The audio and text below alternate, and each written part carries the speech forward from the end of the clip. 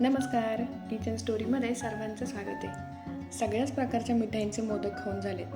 आता घरात जे साहित्य उपलब्ध आहे त्यातूनच छान असा बाप्पांसाठी मोदकाचा प्रसाद झाला तर मजाच येईल, नाही का? चला तर मग पटकन होतील असे पौष्टिक गव्हाच्या पिठाचे मोदक बनवूया.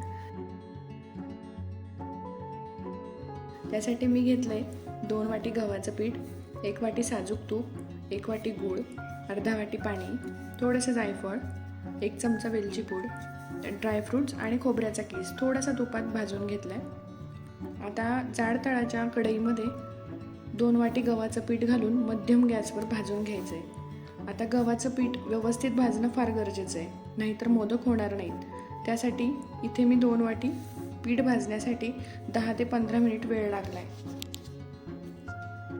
आता तुमचं जितकं प्रमाण असेल त्या प्रमाणात तितका वेळ तुम्ही पीठ भाजून घ्यायचं आहे. पीठ भाजताना जसं जसा पिठाचा रंग बदलेल तसं तसं हळूहळू 2-2 चमचे त्याच्यामध्ये तूप घालायचे आणि छान भाजून घ्यायचे. जसं जसं पीठ भाजलं जाईल तसं तसा पिठाचा कलर चेंज होत जाईल. पिठाचा कलर ब्राऊन कलर झाला की त्यामध्ये लगेचच ड्रायफ्रूट आणि खोबऱ्याचा कीस, वेलची पावडर आणि थोडंसं जायफळ किसून घालून हे सगळं एकजीव करून घ्यायचं आहे.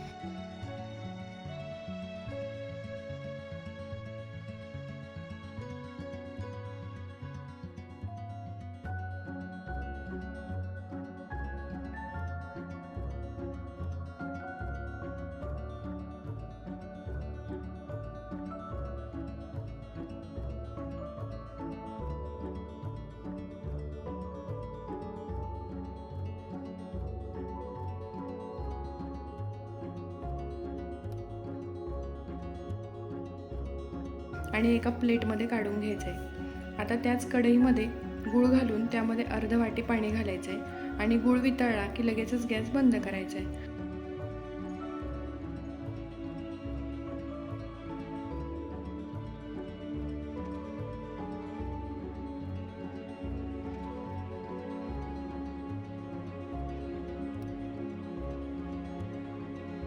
हळूहळू गुळाचं पाणी पिठात मिसळून छान गोळा करून घ्यायचा आहे.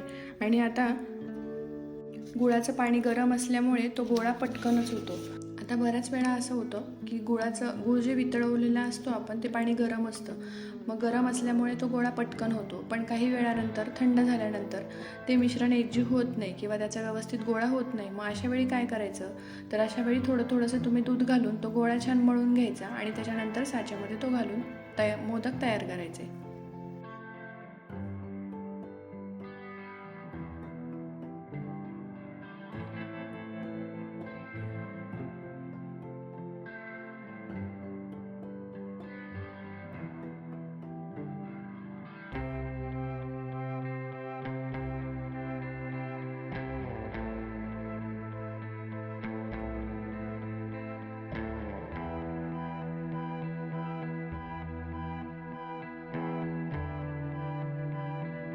अशा पद्धतीने घरच्या साहित्यामध्ये पटकन होणारे पौष्टिक असे गव्हाचे मोदक तयार आहेत.